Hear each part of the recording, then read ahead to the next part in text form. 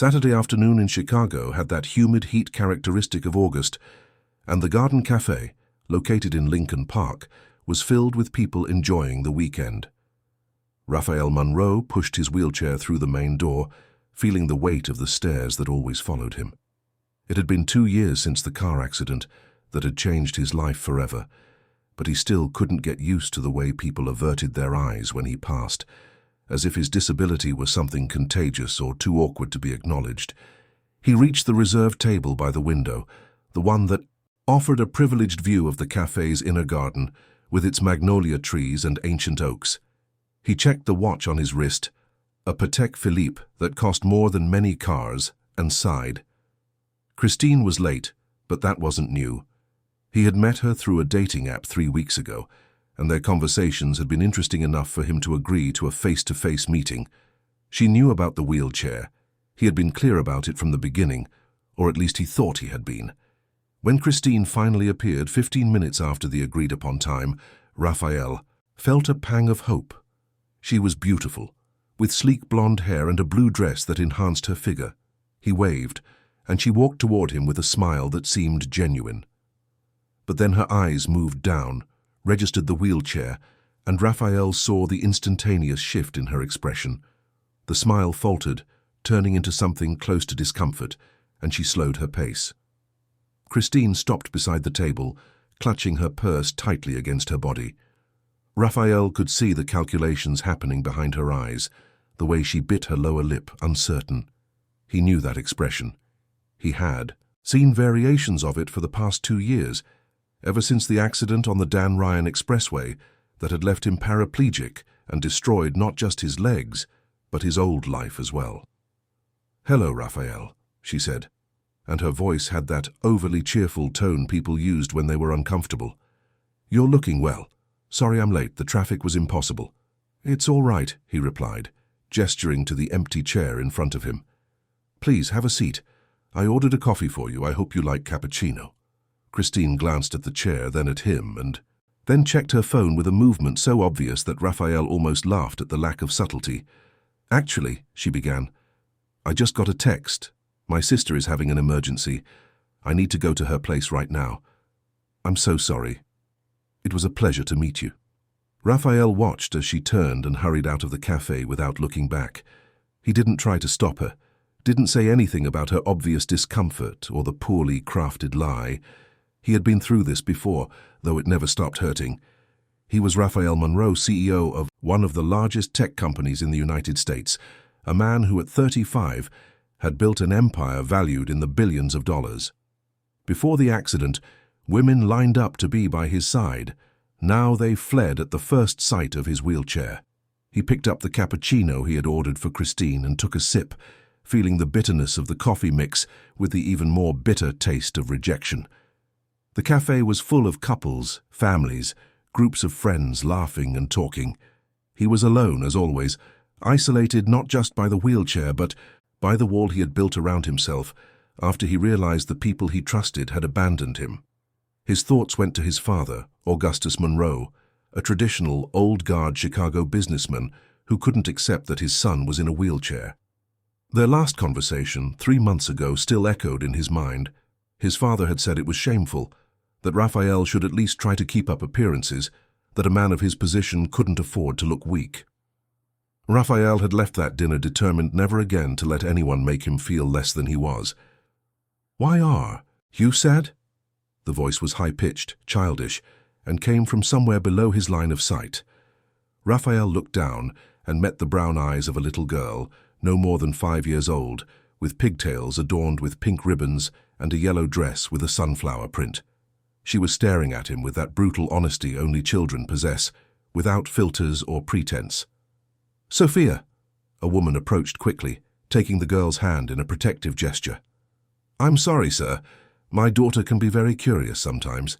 We didn't mean to bother you." Raphael looked at the woman and felt something stir in his chest. She was about 30, with brown hair tied back in a practical ponytail, and she wore a navy blue nurse's uniform under a light jacket. Her face showed fatigue, but her eyes were kind, and she held her daughter's hand with a tenderness that reminded Raphael of distant memories of his own mother. who had passed away when he was only 10.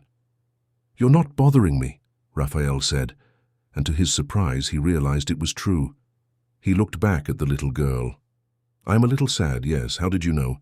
"You... how did?" "Have sad eyes," Sophia answered with the seriousness of someone revealing a great secret. "Mommy says that when people are sad, we should be nice to them. Do you want a hug? Hugs always make me feel better." Before Raphael could respond, the mother intervened, clearly embarrassed. "Sophia, honey, not everyone likes hugs. We need to leave the gentleman alone." "It's okay," Raphael said quickly. "Actually, I would love a hug, if you don't mind." The girl smiled, an expression so pure and radiant that Raphael felt a pang in his heart. She came closer and hugged him, her small arms wrapping around him with surprising strength. Raphael closed his eyes for a moment, feeling something inside him break and heal at the same time. It had been so long since someone had touched him with genuine affection, without pity or discomfort. When Sophia pulled away, her mother had a hesitant smile on her face. "I'm so sorry about that," she said. "My name is Mariana Shaw, and this is my daughter, Sophia. We just stopped for a hot chocolate before heading home." "Raphael Monroe," he replied, extending his hand. "And honestly, your daughter's hug was the best thing that's happened to me today." Mariana shook his hand, and Raphael noticed she had a firm, practical handshake, that of someone accustomed to hard work. "Are you waiting for someone?" she asked, glancing at the second cup of coffee on the table. "I was," Raphael admitted, feeling strangely comfortable with the honesty. "But she decided she had a more important engagement. It seems wheelchairs don't go over well on first dates." Mariana frowned, and Raphael saw genuine anger in her eyes. "Then she's an idiot," she said bluntly. "You seem like a perfectly interesting man. The wheelchair doesn't change that." Raphael blinked, surprised by her frankness. Most people would have offered empty words of comfort or quickly changed the subject. Mariana, however, had stated her opinion with a conviction that made him believe she truly meant it. "Thank you," he said, and for the first time in months he felt a genuine smile form on his lips. "Would you two like to join me? I have an extra cappuccino here, and it seems a waste to let it get cold." Mariana hesitated, looking at her daughter, who was already pulling a chair closer to Raphael's table. "Well," she said slowly, "I guess we could stay for a few minutes. Sophia, do you want your hot chocolate here?" "Yes," Sophia exclaimed, climbing onto the chair with her mother's help. "And can I have a piece of that carrot cake? Please, Mommy." Mariana sighed, but there was a smile on her lips. "All right, just a small piece. And you have to eat your dinner when we get home, deal?" "Deal." Raphael watched the interaction between mother and daughter with something he hadn't felt in a long time, a warm, comforting sensation that took him a moment to identify as contentment. He called the waiter and ordered the hot chocolate for Sophia and the carrot cake, along with another coffee for Mariana. While they waited for the order, Sophia began to talk about her day, enthusiastically recounting the ballet class she had that morning and how she had learned a new step called a plie. Raphael found himself genuinely interested, asking questions and listening as the girl gestured animatedly, demonstrating the ballet moves in her chair. Mariana watched her daughter with a mix of love and concern, and Raphael noticed there was something more there, a shadow that crossed her face when Sophia mentioned physical activities. He wondered what it was but didn't want to be invasive by asking. The order arrived and they spent the next hour talking. Raphael learned that Mariana worked as a nurse at Cook County General Hospital in the pediatric cardiology unit. She was a single mother, raising Sophia alone in a rented apartment in Wicker Park. There was a story there. Raphael could feel it. Something about Sophia's father that Mariana avoided mentioning, but he respected her silence on the matter. In return, Raphael spoke about his work, omitting details about the scale of his company and fortune. He simply said he worked in technology, that he managed a software company. Mariana seemed to accept this without question, more interested in talking about the new school Sophia would start next year. When they finally prepared to leave, Sophia hugged Raphael again. "Will you be here next Saturday?" she asked hopefully. "Can we have hot chocolate again?" Raphael looked at Mariana, who shrugged with a smile. "If your mom agrees, "I'd love that," he said. "I think we can make it a tradition," Mariana replied, and there was something in her eyes, an acceptance and understanding that made Raphael feel seen in a way he hadn't experienced in years. As he watched the mother and daughter leave the cafe, Sophia waving energetically through the window, Raphael realized that for the first time since the accident, he felt something besides bitterness and loneliness. He felt hope, and the promise that maybe, just maybe, there was still a place for him in this world, not despite his wheelchair, but simply as he was. He took out his phone and marked the following Saturday in his calendar, an appointment that, unbeknownst to him, would change the course of his life forever. The following Saturdays became the part of the week Raphael most looked forward to. He, who commanded meetings with international investors and made decisions that moved millions of dollars, found himself counting the days until he could sit at that same table in the Garden Cafe and listen to Sophia talk about her week's adventures. On their third meeting, while Sophia was drawing in a coloring book Mariana always brought, Raphael and the nurse talked about deeper subjects. Mariana spoke about the challenges of the public health system, about how she often had to work magic with limited resources to give her patients the care they deserved. Raphael listened to her with genuine attention, impressed by her passion for her work. "You really care about every child you treat, don't you?" he asked, observing the way her eyes lit up when she spoke about her little patients. "Each one of them is someone's entire world," Mariana answered simply. "Like Sophia is my entire world. I couldn't do this job if I didn't care." It was at that moment that Sophia interrupted, showing her drawing to Raphael. It was a colorful picture of three people, one in a wheelchair, a woman, and a little girl, all holding hands under a blue sky dotted with stars. "It's us," Sophia announced proudly. "You, me, and Mommy. We're friends now, aren't we?" Raphael felt a lump in his throat. "We are, kiddo. The best of friends." On their fifth meeting, Raphael noticed something different. Sophia seemed more tired than usual, and when she ran to him for her welcome hug, he realized she was a little out of breath. Mariana also seemed worried, though she tried to hide it. "Is everything okay?" Raphael asked discreetly, while Sophia was distracted choosing a cake from the display case with the waiter. Mariana hesitated, biting her lip. "Sophia has a heart condition," she finally admitted, her voice low and controlled. "A ventricular septal defect. It's a small hole between the chambers of her heart. She's been monitored since she was born." Raphael felt his heart tighten. "Is it serious?" "For now it's stable," Mariana explained, her fingers nervously playing with the napkin on the table. "We have regular checkups at the hospital where I work. Most children with this condition live normally, but we have to monitor it to make sure it doesn't get worse."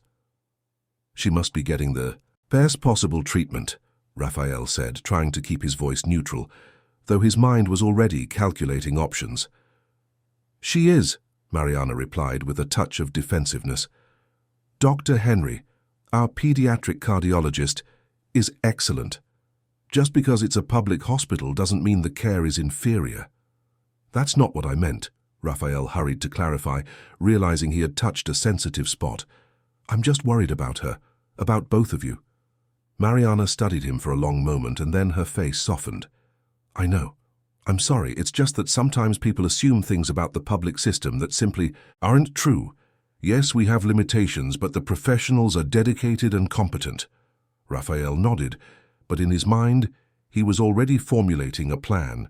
He knew the best pediatric cardiologist in the country, Dr. Helen Carter, who worked at Northwestern Memorial Hospital and had an international reputation. He could easily arrange a consultation, ensure Sophia had access to the best resources available. In the following weeks, Raphael and Mariana grew closer.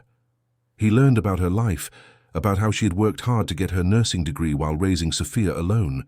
Mariana, in turn, began to see beyond Raphael's surface, noticing the loneliness and vulnerability he hid beneath his successful businessman facade. It was Sophia who, unintentionally, revealed more about Raphael's financial situation. "Mommy," she said one Saturday as they were passing the front of the cafe on their way to the L station, "why don't we have a car like Uncle Raphael's? That big, nice black one?" Mariana froze, looking at Raphael with surprise. "You have a driver?" Raphael, who had insisted on giving them a ride to the station, felt exposed. "I do, yes. My car is adapted for the wheelchair, so it makes sense to have someone drive when I need to." But Mariana was no fool. Over the next few days, she did some discreet research, and when they met the following Saturday, there was a new tension between them. "You're Raphael Monroe of Monroe Tech, aren't you?" she asked, as soon as Sophia went to the restroom with a cafe employee who knew her well by now. Raphael sighed. "Yes, I am. Why didn't you tell me? You let me talk about money, about financial struggles, and all the while you're one of the wealthiest men in Chicago." "Because it doesn't matter," Raphael said, firmly. "Here in this cafe, I'm not the CEO of anything. I'm just Raphael, the man who eagerly waits for his Saturdays with you and Sophia. You treat me like a person, Mariana, not a bank account or a business opportunity. I didn't want to lose that." Mariana studied his face for a long moment, and then she sighed. "I understand," she said, "but honesty is important to me, Raphael. There can't be any more secrets between us." "There won't be," he promised. And it was in that spirit of honesty that 2 weeks later, he finally made the proposal. He had been rehearsing in his mind. They were sitting in the cafe, and Sophia had just mentioned she had a cardiologist appointment the following week. Raphael took a deep breath and leaned forward. "Mariana, I'd like to offer something," he began carefully. "I know the best pediatric cardiologist in the country, Dr. Helen Carter. She's internationally recognized and has access to the most advanced diagnostic equipment. I'd like to schedule a consultation for Sophia with her, just to get a second opinion." The transformation on Mariana's face was instantaneous. Her features closed off, and she pulled back as if he had slapped her. "What?" she said, her voice icy. "You think you can just buy a solution for everything?" "It's not like that," Raphael tried to explain, but Mariana cut him off. "It's exactly like that. You're just like every other rich man I've ever known, thinking money solves everything, that you can just waltz into our lives and turn us into your charity project." "Mariana, please," Raphael said, his own frustration beginning to rise. "I just want to help. Sophia is important to me. You are important to me. Important enough for you to try and buy us." Mariana grabbed her purse, her eyes shining with unshed tears. "You know what's most painful, Raphael? For a moment I thought you actually cared, that it wasn't about money or pity or some savior complex. But it was. It's always about that with people like you." She stood up, calling to Sophia. "Come on, sweetie, we need to go." Sophia looked confused. "But, Mommy, I haven't finished my hot chocolate." "Now, Sophia." Raphael watched them leave, feeling something inside him shatter. He had screwed up, had turned what was pure and genuine into something transactional. He had done exactly what he swore he wouldn't. In the following days, Raphael tried to contact Mariana, but she didn't answer his messages. He went to the cafe the next Saturday, but they didn't show up. He sat alone at that familiar table, looking at the empty chair where Sophia used to sit, and for the first time since the accident, he allowed himself to cry. It was his assistant Brian who found him like that on Monday in his office, staring out the panoramic window that overlooked Michigan Avenue. Brian had been one of the few who had remained by his side after the accident, loyal not to Raphael's fortune but to the man himself. "Boss, you need to talk to someone," Brian said gently. "It's not doing you any good to keep all this inside." And that's how Raphael found himself, for the first time in 2 years, talking about everything. About the accident, about how his girlfriend at the time, Vanessa, had left him 3 months later, claiming she couldn't handle his new reality. About how his so-called friends had gradually disappeared, uncomfortable with his disability. About his father's rejection, the shame Augustus felt for having a son in a wheelchair. And now Mariana and Sophia, Raphael concluded, his voice breaking. "The only people who made me feel human again, and I ruined it by trying to help." "Maybe," Brian suggested, "you need to explain that to her. Not as CEO Raphael Monroe, but as the man Raphael. Show her your vulnerability, the same one you just showed me." Raphael considered Brian's words, and that night he wrote a letter. Not a text message, but a physical, handwritten letter, pouring his heart out onto the paper. He wrote about his own experience of being abandoned, about how he understood Mariana's need for pride and independence, because he himself struggled with it every day. He explained that his offer didn't come from pity or a desire to control her, but from genuine love for Sophia and for her. He hired a messenger to deliver the letter personally, along with a single yellow rose, Mariana's favorite flower, which she had mentioned casually in one of their conversations. 2 days passed without a response. Raphael was beginning to lose hope when his phone rang on Thursday night. It was Mariana. "I got your letter," she said, her voice soft but still cautious. Raphael felt his heart race. And I think we need to talk. In person. Can you meet us at the cafe tomorrow? Friday at 6 in the evening? I'll be there, Raphael promised. When he arrived at the cafe the next evening, he found Mariana alone at a table in the back. Sophia was with her grandmother, she explained. "We need to have this conversation, just the two of us." Raphael nodded, his heart pounding as he approached the table. "Mariana," he began, but she held up a hand. "Let me speak first," she said. "I read your letter. Several times, actually. And I realized something. I was projecting my own pain onto you." She took a deep breath before continuing. "Sophia's father left me when we found out about her condition. He said he didn't sign up to raise a sick child, that it was too much for him to handle. Since then, I've built walls around myself, refusing help from anyone because accepting help felt like admitting weakness, admitting I can't take care of my daughter on my own." "But you can," Raphael said firmly. "You're the most dedicated and strongest mother I've ever met." Mariana smiled sadly. "Thank you, but your letter made me realize something. You wrote that accepting help isn't weakness but strength, that recognizing when we need support is an act of courage, not cowardice. And you're right." She leaned forward, her eyes meeting his. "So, yes, Raphael, I accept your offer for a consultation with Dr. Carter, but with conditions. This doesn't change who we are. It doesn't make us dependent on you. And if at any point I feel like you're trying to take control of our lives, I'll stop everything. Understood?" "Understood," Raphael agreed, feeling tears of relief sting his eyes. "Thank you, Mariana, for giving me another chance." "It was Sophia who convinced me," Mariana admitted with a smile. "She asked every day when she would see Uncle Raphael again. She said you were sad the last time she saw you and that you probably needed a hug." Raphael laughed, a genuine laugh that echoed through the quiet cafe.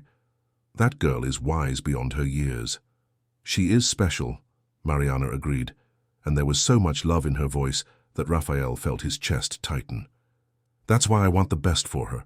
If this consultation can help, then I'm grateful for your offer."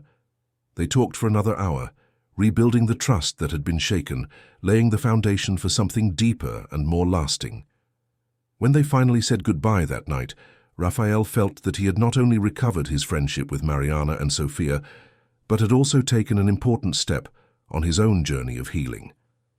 The consultation with Dr. Helen Carter was scheduled for the following Tuesday at Northwestern Memorial Hospital. Raphael insisted on accompanying them, and this time Mariana didn't protest.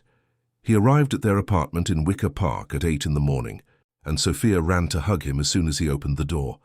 "Uncle Raphael, Mommy said we're going to see a very special doctor today." "That's right, kiddo," Raphael replied, affectionately ruffling the girl's hair. "She's going to take very good care of you." The drive to the hospital was filled with Sophia's lively chatter about everything and nothing. She showed Raphael her favorite teddy bear, a small brown bear named Fudge, and explained that he always came with her to doctor's appointments because he had special healing powers. Mariana was quieter, her fingers drumming nervously on her lap. Raphael reached over and gently covered her hand with his. "It's going to be okay," he said softly. She looked at him, and there was gratitude in her eyes. "Thank you for being here. There's nowhere else I'd rather be." Dr. Helen Carter was a woman in her early 50s, with graying hair pulled back in an elegant bun and piercing blue eyes that radiated competence and compassion. Her office was decorated with drawings from children she had treated over the years, small testaments to lives saved and improved. "So this is the famous Sophia," the doctor said with a warm smile, kneeling to be at the girl's level. Raphael has told me so much about you. He said you're very brave. Sophia looked at Raphael with pride. I am. And this is Fudge. He's brave too. A pleasure to meet you, Fudge, Dr. Carter said seriously, shaking the bear's paw. Now how about we do some tests to see how your heart is doing? I promise it won't hurt at all. The examination began with a detailed echocardiogram. Raphael and Mariana watched from across the room as Dr. Carter moved the transducer over Sophia's chest, her eyes fixed on the equipment screen. Sophia lay still, holding Fudge against her chest, quietly humming a song she had learned in ballet. Raphael watched the doctor's face carefully. He had learned over years in business to read micro-expressions, and what he saw worried him. There was a tension in Dr. Carter's jaw, an almost imperceptible furrowing of her brows. She asked her assistant to adjust some parameters on the machine, took more images, measured and noted data with increasing meticulousness. After the echocardiogram came more tests: an electrocardiogram, blood pressure measurements in different positions, oxygen saturation analysis during light exercise. Sophia cooperated. With everything, her natural courage sustained by the reassuring presence of Raphael and Mariana. Finally, after nearly 3 hours of tests, Dr. Carter asked them to sit in her office. She arranged some coloring books and crayons for Sophia at a small corner table, and then turned to Raphael and Mariana with a serious expression. I need to be frank with you, she began, and Raphael felt his stomach clench. Sophia's ventricular septal defect is significantly larger than indicated in her previous exams. Furthermore, there are signs that it's beginning to affect her pulmonary pressure. What does that mean? Mariana asked, her voice trembling slightly. It means we need to intervene surgically and soon, Dr. Carter explained. The good news is that this type of surgery is something we do regularly, with excellent success rates. But the longer we wait, the greater the risk of permanent damage to her heart and lungs. Mariana turned pale. Open heart surgery? On a 5-year-old? I understand it's frightening, Dr. Carter said gently, reaching out to touch Mariana's arm. But Sophia is young and strong. Those traits work in our favor. With the surgery, she will have a completely normal life. Without it, the condition will only worsen. How much time do we have? Raphael asked. Ideally, I'd like to operate within the next 2 weeks, the doctor replied. My team can be ready by Friday of next week if you agree. Mariana was shaking now, tears silently streaming down her face. Raphael put an arm around her, pulling her close. She will be operated on by the best possible team, he said firmly to Mariana, before looking at the doctor. Correct, Dr. Carter? Absolutely. I will lead the surgery myself with Dr. Ferdinand Rogers, one of the top pediatric cardiothoracic surgeons in the country. As my co-surgeon, our team includes the best anesthesiologists, perfusionists, and specialized nurses. Sophia will be in excellent hands. Mariana looked at Sophia, who was happily coloring a picture of a human heart, completely oblivious to the gravity of the conversation happening just a few feet away. I need to think, she said weakly. Of course, Dr. Carter replied, but we can't wait too long. Every week that passes increases the risks. They left the office in silence. Sophia, tired from the exams, fell asleep in the car on the way back, her head resting on Mariana's shoulder. Raphael drove. In silence, respecting the whirlwind of emotions he knew was going through Mariana's mind. When they arrived at her apartment, he helped carry a still sleeping Sophia to her room. Mariana carefully laid her on the bed, took off her shoes, and covered her with a pink blanket. She stood there for a long moment watching her daughter sleep, and then her legs simply gave out. Raphael was there to catch her, guiding her gently to the living room as she sobbed against his chest. He said nothing, just held her, letting her release all the fear and anxiety she had been bottling up since the consultation. I can't lose her, Raphael, Mariana finally said, her voice muffled against his shirt. She's my everything, everything. You won't lose her, Raphael said with a conviction he didn't know he possessed. Dr. Carter is the best. Sophia is going to be fine. What if she's not? What if something goes wrong during the surgery? What if I make the wrong decision? Raphael held Mariana's face gently, forcing her to look at him. You are not alone in this, Mariana, not anymore. I will be by your side every step of the way. We will face this together, understand? Together. Mariana studied his face for a long moment, and then she nodded slowly. Together, she repeated. In the following days, Raphael completely reorganized his schedule. He delegated important meetings, postponed conference calls with international investors, and informed his board of directors that he would have limited availability for the next few weeks. Brian, his assistant, was shocked by the transformation. "Boss, you never cancel investor meetings," Brian said, looking at the reconfigured schedule. "They're not going to like it." "Then they'll have to get over it," Raphael replied, his voice leaving no room for argument. "There are more important things than business meetings, Brian. I've learned that the hard way." He spent those days with Mariana and Sophia, accompanying them to pre-op exams, helping to explain to Sophia what would happen in a way a 5-year-old could understand. They told her she would have a special surgery to make her heart even stronger, that she would have to stay in the hospital for a few days, but that Mommy and Uncle Raphael would be there with her the whole time. Sophia accepted everything with the characteristic resilience of children. "Will I have a scar afterward?" she asked with curiosity. "Probably a small one," Mariana admitted. "Cool, I'll be like the superheroes on TV." Raphael started picking Sophia up from her ballet school 3 times a week, taking her home and staying with her while Mariana finished her shift at the hospital. He learned how to make pigtails with ribbons, discovered how to prepare hot chocolate exactly the way Sophia liked it, with precisely 3 marshmallows, no more, no less, and found himself sitting on the floor of his luxurious apartment, having pretend tea parties with a 5-year-old girl and her stuffed animals. It was during one of these tea parties that Sophia looked at him with her big brown eyes and asked, "Uncle Raphael, are you going to be my daddy after the surgery?" Raphael felt as if the air had been sucked out of his lungs. He began, not knowing what to say. "Because I really want a daddy," Sophia continued with the brutal honesty of childhood, "and you would be a very good daddy.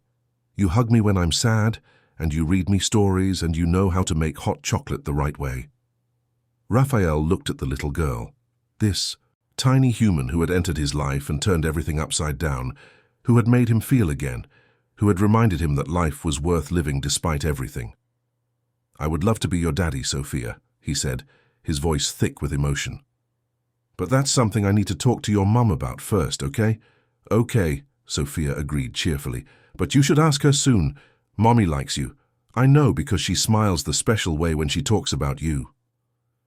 That night, after Sophia had fallen asleep, Raphael and Mariana talked on the balcony of her apartment. It was a clear December night, and the city lights stretched as far as the eye could see. "Sophia asked me an interesting question today," Raphael began, recounting the conversation they'd had. Mariana blushed. "I'm sorry. She sometimes says things without a filter." "No," Raphael said quickly. "Don't be sorry. In fact, it got me thinking about us, about what this is, what we're building here." He took her hand. "Mariana, when I met you and Sophia in that cafe 3 months ago, I was completely lost. I had convinced myself that my life had ended in that accident, that the wheelchair defined and limited me. You two showed me I was wrong. You gave me hope again, made me feel human again." "Raphael," Mariana started, but he continued, "I know the timing is terrible, with the surgery coming up, and I know this is fast, maybe too fast.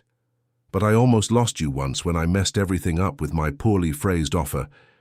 I don't want to waste any more time. I want to be in your lives, officially. I want to be the man Sophia looks for when she's scared, the man you can count on when things get tough. I want to be part of this family you two have built." Mariana had tears in her eyes. "I want that too," she whispered.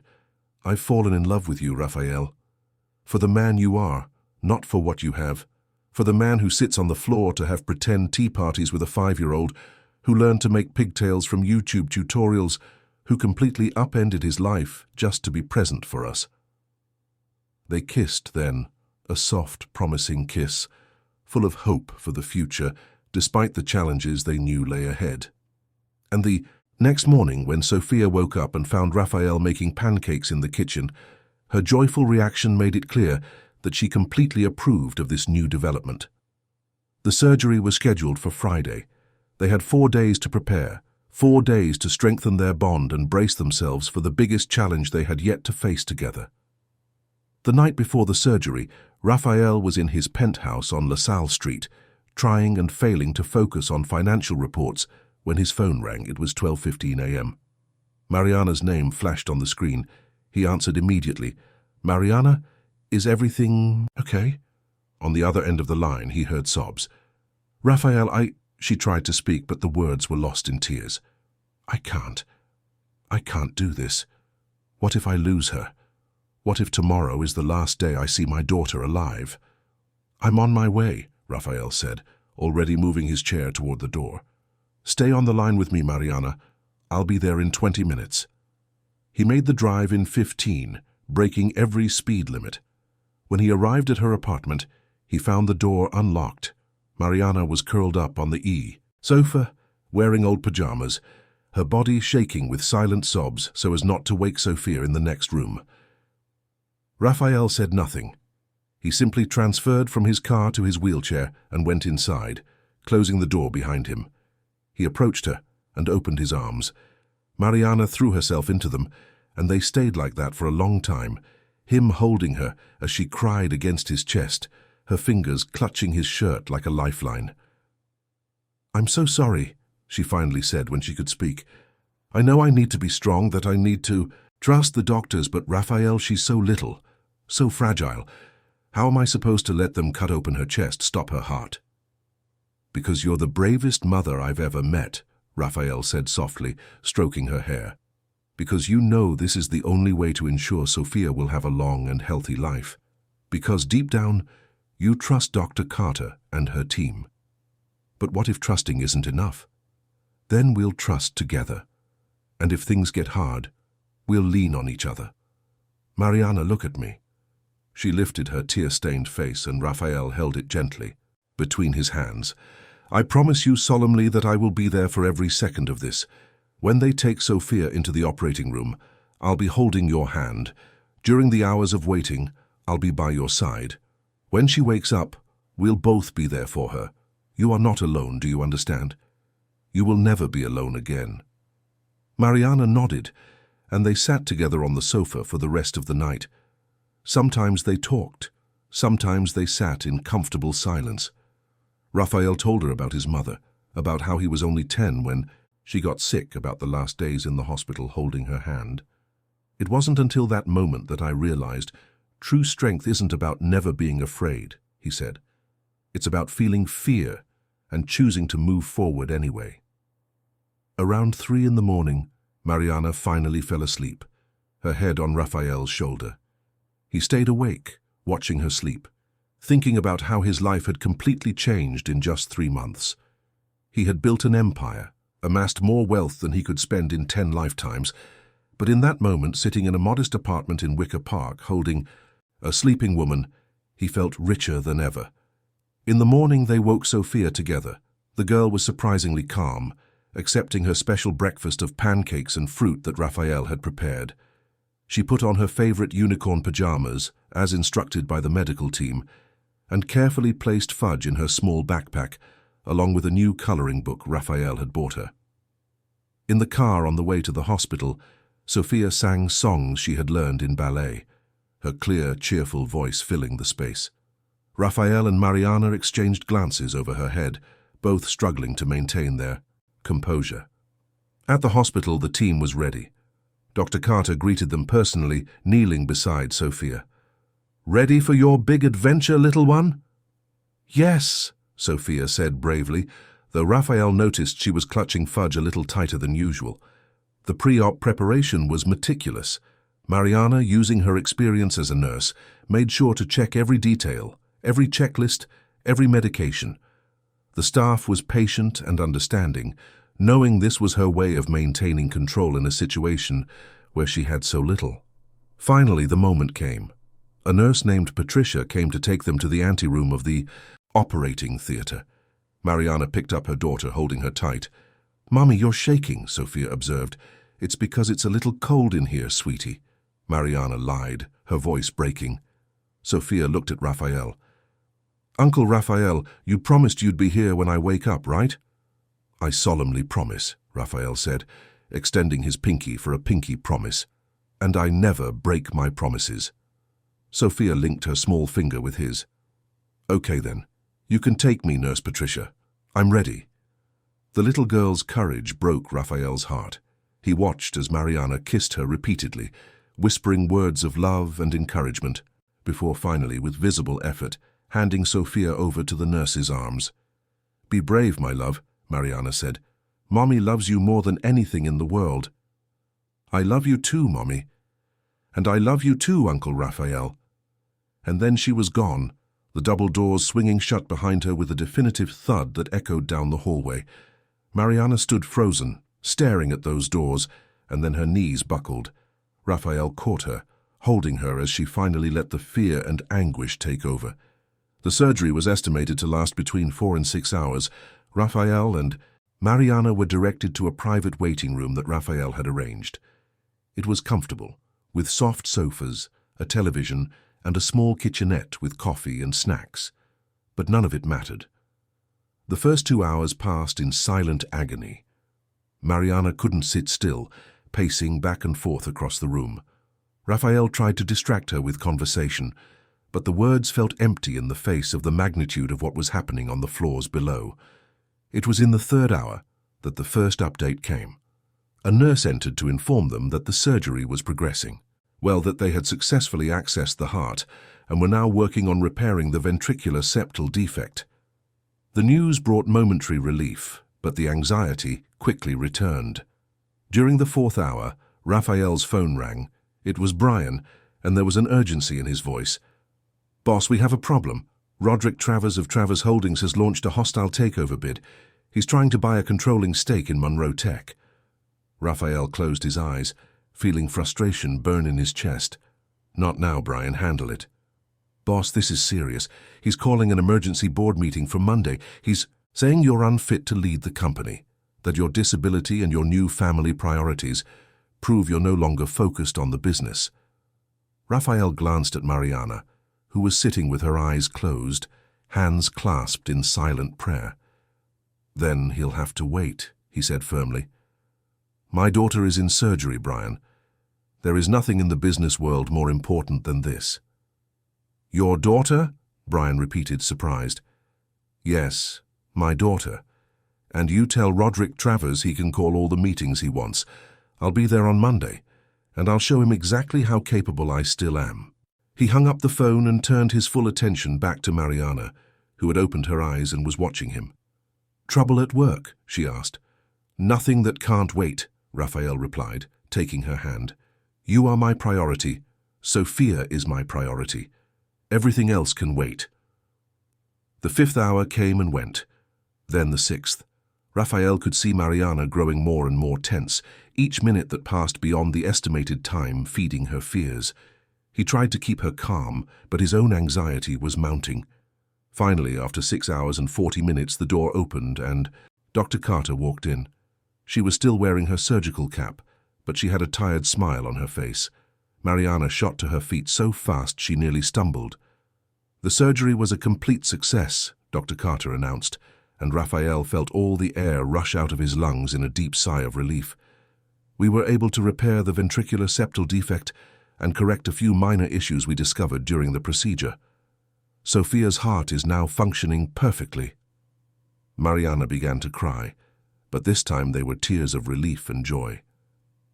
"Can I see her?" "She's in recovery now, being closely monitored. As soon as she wakes from the anesthesia and is fully stable, you'll be able to visit her, probably within the next 2 hours." "Thank you," Mariana said, clutching the doctor's hands. "Thank you so much. You saved my daughter." "It was a privilege to care for her," Dr. Carter responded warmly. "Sophia is a very special and very brave little girl. Now, get some rest. The next few days will be important for her recovery, and you'll need your energy."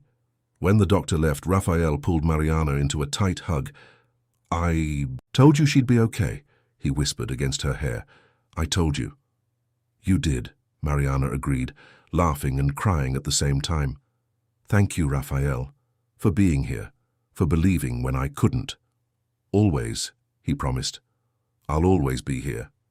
2 hours later, they were finally allowed to see Sophia. She looked small and pale in the hospital bed, connected to various monitors and tubes, but her eyes were open and she smiled faintly when she saw them. "Mummy, Uncle Raphael," she whispered, her voice hoarse from the breathing tube that had recently been removed. "You came." "Of course we came, sweetie," Mariana said, carefully kissing her daughter's forehead. "How are you feeling?" "Tired, and my chest hurts a little." "I know, honey, but the pain will go away, and soon you'll be back at ballet, stronger than ever." Sophia looked at Raphael. "You kept your promise." "I will always keep my promises to you," Raphael said, gently holding her small hand. "Always." Sophia smiled, and then her eyes began to close again. "Love you," she murmured, before drifting off to sleep. Raphael and Mariana sat by her bedside for hours, watching every breath, every heartbeat on the monitor. And for the first time in days, Raphael felt true peace. His daughter, because that's how he thought of her now, was alive and recovering. Everything else could wait. Sophia spent 5 days in the hospital after the surgery. Raphael practically lived there during that time, leaving only to shower and change at his apartment. He transformed Sophia's private suite into a cozy environment, bringing her favorite stuffed animals, decorating the walls with her drawings, and even setting up a small projector so they could watch movies together. Her recovery was remarkable. By the 3rd day, she was sitting up in bed, coloring and chatting animatedly. By the 5th day, she was walking down the hall with assistants, proudly showing her scar to the nurses and saying she was just like the superheroes. It was during one of these walks down the hall that Raphael made a decision. He pulled Mariana aside for a private conversation, while a nurse stayed with Sophia. "I have a proposal," he said. "When Sophia is discharged, I want you both to come live with me. Temporarily," he added quickly, seeing Mariana's expression. "Just during her recovery period. My penthouse has 4 bedrooms, plenty of space, and I can help with her care while you're at work." "Raphael," Mariana began, but he interrupted her gently. "Before you say no, think practically. Sophia will need constant care for the first few weeks. Going up and down the stairs in your building will be difficult for her. My apartment has a direct elevator to the penthouse, wide open spaces for her to move around, and I can work from home and be available whenever needed." Mariana chewed her lip, considering. "Are you sure? It's a lot of responsibility." "I'm absolutely sure," Raphael said with conviction. "Besides, Sophia has already asked me 3 times when we're having another tea party. It would be easier if you were there." Mariana laughed. "She does ask that. All right, but only temporarily. I don't want you to feel obligated to take care of us." "Mariana," he said seriously, taking her hand, "taking care of you two is not an obligation. It's a privilege." Sophia was discharged on Saturday morning. Raphael had prepared everything meticulously. He hired a private nurse to be on call for the first 2 weeks, stocked the apartment with all of Sophia's favorite foods, and even set up a small home theater with every frozen movie he could find. Their arrival at the penthouse was emotional. Sophia, still a bit weak but in high spirits, explored every corner with excitement. The room Raphael had prepared for her was a child's dream, with soft pink walls, a canopy bed decorated with fairy lights, and a bookshelf filled with books and toys. "It's like a princess castle," Sophia exclaimed, her eyes shining. "For our brave princess," Raphael said with a smile. In the following weeks, they developed a routine. Raphael worked from home, attending meetings via video conference while monitoring Sophia. He learned to check her temperature, administer medications on schedule, and recognize the signs that she was getting tired or in pain. Mariana came and went from the hospital, but she was always there for meals and to put Sophia to bed. It was during these weeks of close living that Raphael realized how much he loved this. He loved waking up and hearing Sophia's laughter echoing through the apartment. He loved making breakfast while Mariana showered. He loved the evenings when the 3 of them would curl up on the sofa to watch movies. Sophia nestled safely between them. It was also when he realized with growing clarity that he was completely in love with Mariana. It wasn't just physical attraction, though he certainly felt that too. It was the way she hummed while she cooked, the way her eyes shone when she talked about her patients at the hospital, how she was simultaneously strong and vulnerable, independent yet willing to accept help. One evening, 3 weeks after the surgery, after Sophia had fallen asleep, Raphael and Mariana sat on the penthouse balcony. The view of Chicago at night was spectacular, millions of lights twinkling like earthbound stars. "Mariana," Raphael began, his heart pounding, "there's something I need to tell you." She turned to look at him, and there was something in her eyes that encouraged him to continue. "These past few weeks, living with you and Sophia, I've realized something. This, the three of us together, feels right. It feels like what a family should be, and I don't want it to end when Sophia's recovery is complete." "Raphael," Mariana whispered, her eyes shining with emotion. "I love you, Mariana," he said simply. "I love everything about you. Your strength, your dedication, your kindness. I love the incredible mother you are. I love the woman you've become despite all the hardships. And I love Sophia as if she were my own daughter." He took a deep breath. "I know this is fast. I know it's only been 4 months since we met in that cafe. But when you know, you know. I want to wake up every day seeing you two. I want to be there for every one of Sophia's milestones, every achievement, every challenge. I want to build a life with you." Mariana had tears streaming down her face. "I love you too, Raphael," she said. "I fell in love with you weeks ago, but I was afraid to admit it. I was afraid this was too good to be true." Raphael took her hand. "It is true. It's real. And if you'll let me, I'll spend the rest of my life proving it."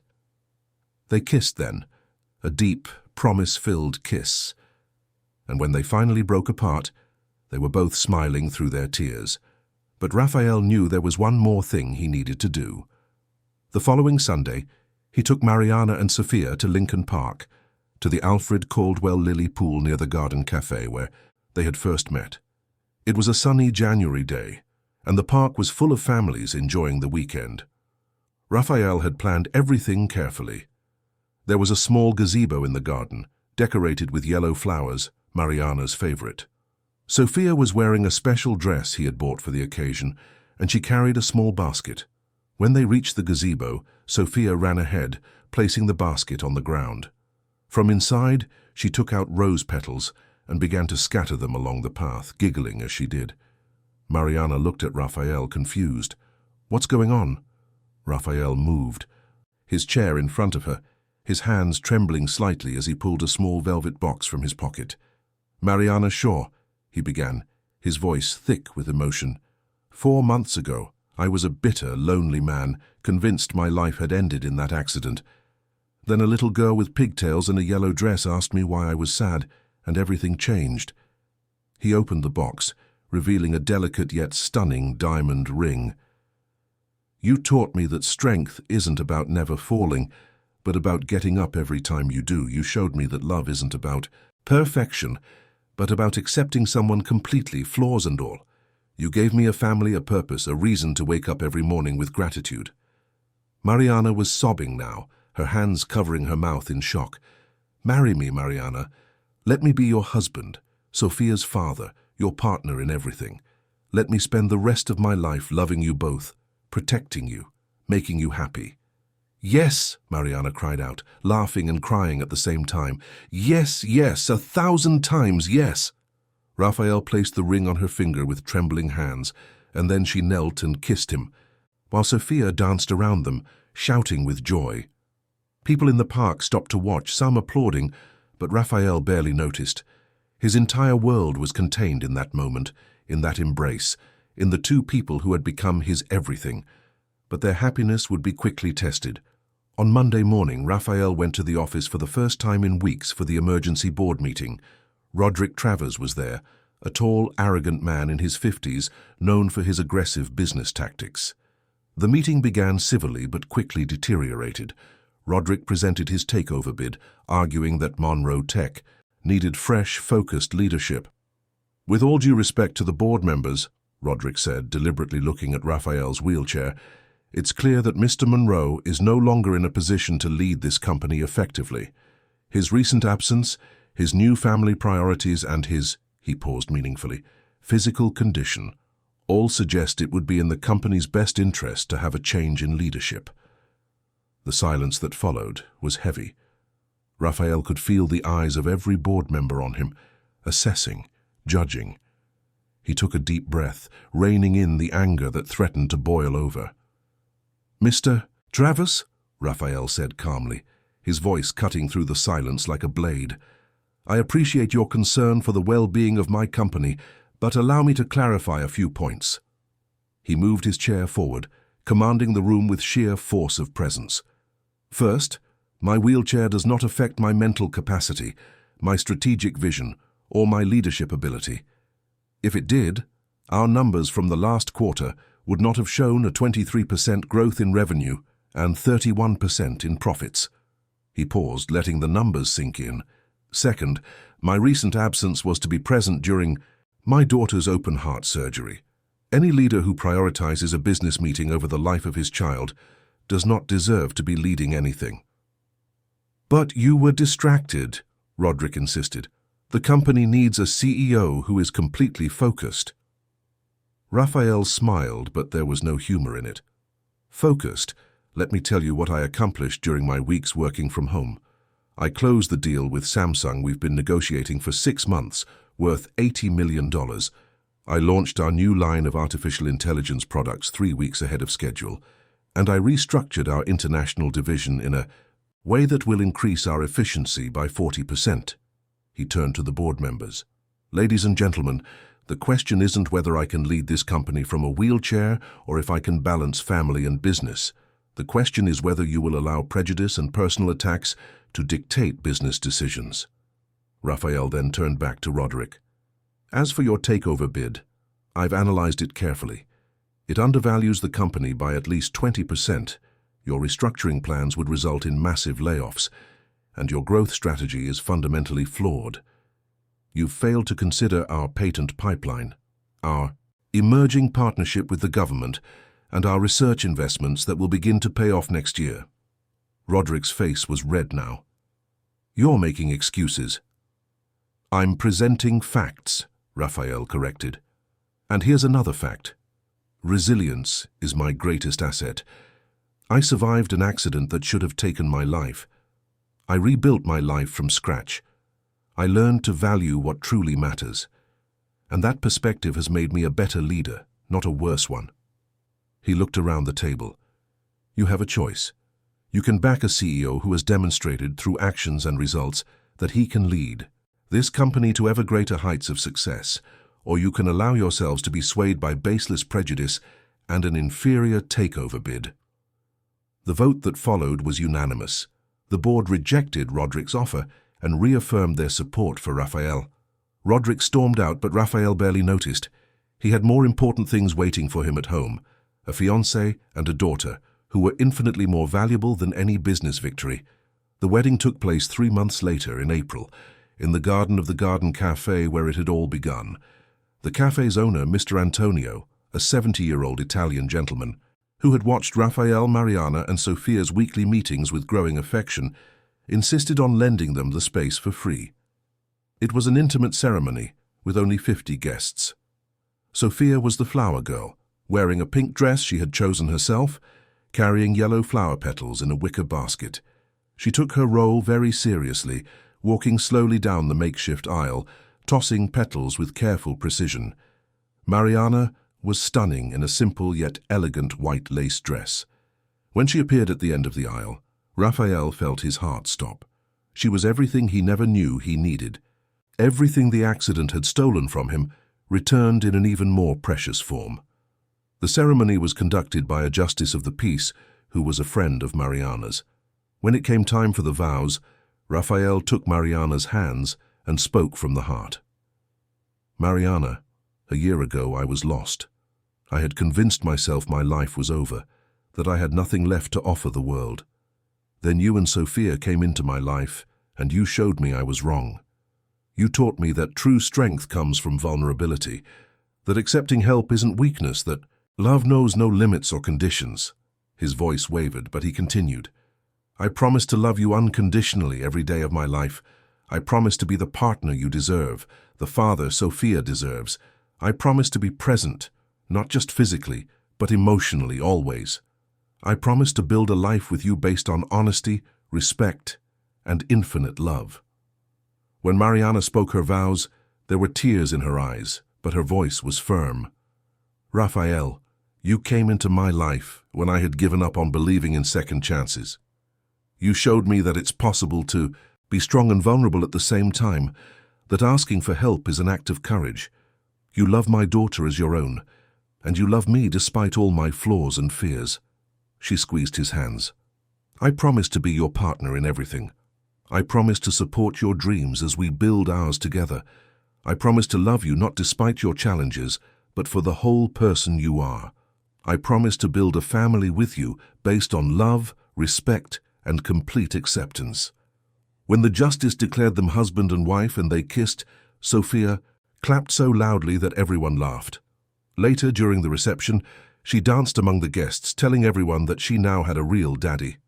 The party was perfect. Mr. Antonio personally prepared an Italian feast that left all the guests amazed. There were emotional speeches, laughter, and when Raphael and Mariana had their first dance as husband and wife, with Sophia between them because she insisted, there wasn't a dry eye in the garden. But there was one notable absence. Augustus Monroe, Raphael's father, had not come. Raphael had sent the invitation but received only a cold letter in response, citing business commitments. The rejection hurt, but Raphael didn't let it spoil his day. He had a new family now, one that accepted and loved him completely. 2 weeks after the wedding, Raphael began the formal process of adopting Sophia. She sat on his lap as he signed the first documents, her eyes big and serious. Does this mean you're going to be my real daddy? She asked. It means that officially, legally, you will be my daughter, Raphael explained. But in my heart, you've been my daughter for a long time. Sophia hugged him tightly. I always wanted a daddy like you. And I always wanted a daughter like you, Raphael replied, his voice thick with emotion. It was during this time that Raphael made another important decision. Motivated by Sophia's experience and the stories of other pediatric heart patients Mariana shared, he decided to create the Heart of Hope Foundation, dedicated to research in pediatric cardiology and supporting families of children with heart conditions. The foundation's headquarters would be at the Garden Café itself. Mr. Antonio, who was thinking of retiring, was thrilled with Raphael's proposal to buy the café and transform it into a mixed-use space, half community café, half resource center for families. Dr. Helen Carter accepted the position of medical director for the foundation, and Mariana, after much insistence from Raphael, agreed to join the board of directors. The first major donation to the foundation came from an unexpected source. It was a Saturday morning, 3 months after the wedding, when the penthouse doorbell rang. Raphael answered it and was shocked to see his father, Augustus Monroe, standing on the other side of the door. The man looked older than Raphael remembered, his hair grayer, his features more tired. "Dad?" Raphael said, surprised. "What are you doing here?" Augustus looked at his son, and there was something in his eyes Raphael had never seen before. Shame, perhaps. Regret. "May I come in?" Raphael hesitated, but then stepped aside, allowing his father to enter. They sat in the living room, an uncomfortable silence between them. "I read about your foundation," Augustus finally said, "and about your adoption of Sophia. I saw the pictures of your wedding on social media." "You were invited," Raphael said, unable to keep the hurt from his voice. "You chose not to come." "I know," Augustus said quietly, "and it was the biggest mistake I've made in a long list of mistakes." He leaned forward, his hands trembling slightly. "Raphael, I need to ask for your forgiveness. When you had the accident, He paused, struggling with the words. "I felt ashamed, not of you, but of myself. Ashamed because I didn't know how to handle your disability. Ashamed because I cared more about what people would think than what you were going through." Raphael remained silent, letting his father continue. "I've spent the last 2 years avoiding you, because facing you meant facing my own weakness, my own prejudice. But then I saw you rebuild your life.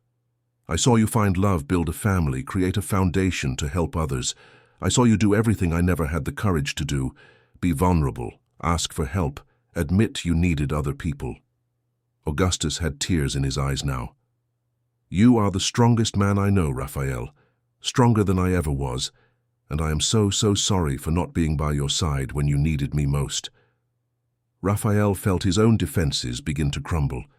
He had imagined this moment so many times, rehearsed what he would say, how he would confront his father. But now that it was happening, he found he didn't want confrontation. He wanted reconciliation. "Dad," Raphael said softly, "thank you for saying that. I won't lie and say it didn't hurt me, because it hurt deeply. But I've also learned something important these last few months. I've learned about forgiveness, about second chances. If Mariana could forgive me for my mistakes, if she could give me a second chance, then I can do the same for you." Augustus looked at his son with hope. "You forgive me?"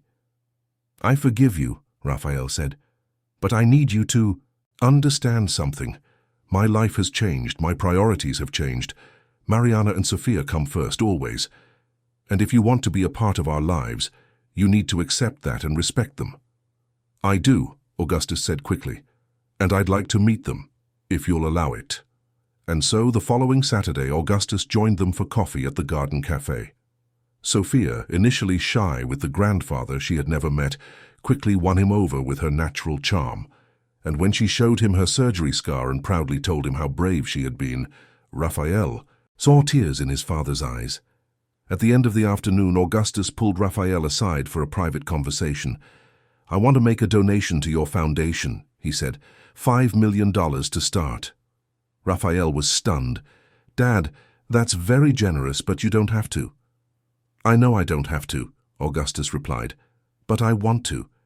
Consider it compensation for all the years I wasted, and an investment in the future of children like Sophia." Augustus's donation was the catalyst for others. Businessmen Raphael knew began to contribute, inspired by his story of transformation. Within 6 months, the Heart of Hope Foundation had enough funding to start 3 major research projects and create a support program for low-income families with cardiac children. But the most important transformation in Raphael's life was yet to come. It was during a visit to the foundation, now operating out of the renovated Garden Cafe, that Mariana shared a story with him. She had met a social worker who worked with children in shelters, and she had heard about 2 siblings, 9-year-old Michael and 7-year-old Laura, who were waiting for a family. "Their parents abandoned them 2 years ago," Mariana explained, her voice soft but sad. "They've been separated several times in different foster homes, but they always ask to stay together. They're good kids, Raphael, but they've already been turned down by 3 potential families because they're older and come as a package." Raphael listened to the story and felt something stir in his heart. "You want to meet them, don't you?" Mariana looked at him, hopeful but hesitant. "I know it's a lot to ask. We've barely been married. Sophia is just getting used to having you as a father. And now I'm suggesting adding 2 more children to the family." Raphael took her hand. "Mariana, a year ago I was alone in a wheelchair, convinced my life had no meaning. Now I have a wife, a daughter, and the possibility of giving 2 children the family they deserve. How could that possibly be too much?" They met Michael and Laura on a Sunday afternoon in the park. The children were cautious at first, especially Michael, who had clearly learned not to trust adults. But Laura, a small girl with huge brown eyes and a shy smile, instantly connected with Sophia. The 2 girls played together while Raphael talked with Michael. The boy was serious for his age, carrying a weight of responsibility no child should have to bear. "You look out for your sister," Raphael observed. "I have to," Michael replied defensively. "It's just us." "It doesn't have to be just you," Raphael said gently. "There's room in our family for 2 more. Michael looked at him skeptically. "You're in a wheelchair. How are you going to take care of us?" Raphael smiled. "The same way I take care of Sophia, with love, patience, and a lot of help from your mom. My wheelchair doesn't stop me from being a father, Michael. In fact, I think it makes me a better one because I've learned that strength isn't about being perfect. It's about caring and showing up every single day. Over the following weeks, they spent more time with Michael and Laura. The visits became longer, more comfortable. The children began to open up, sharing their hopes and fears. The night before they signed the adoption papers, Raphael and Mariana had a serious talk with the three children. They explained that a family wasn't about perfection, but about commitment, that there would be hard days, but that they would be in it together through all of them. Michael, now less wary, asked a question. What if we change our minds? What if it doesn't work out? Raphael wheeled his chair in front of the boy, looking him directly in the eyes. Then we'll figure out how to make it work together. Family isn't something you give up on, Michael. It's something you fight for every single day. The adoption was finalized in December, exactly 1 year after Sophia's surgery. The family now consisted of Raphael, Mariana, Sophia, Michael, and Laura. The penthouse, which had once seemed too big for Raphael alone, was now filled with life, laughter, and the occasional sibling argument. Raphael made changes in his professional life to accommodate his growing family. He appointed a trusted COO to handle the day-to-day operations of Monroe Tech, keeping only major strategic decisions for himself. This allowed him to work from home more often, to be present for family breakfast, to help with homework, and to simply be available.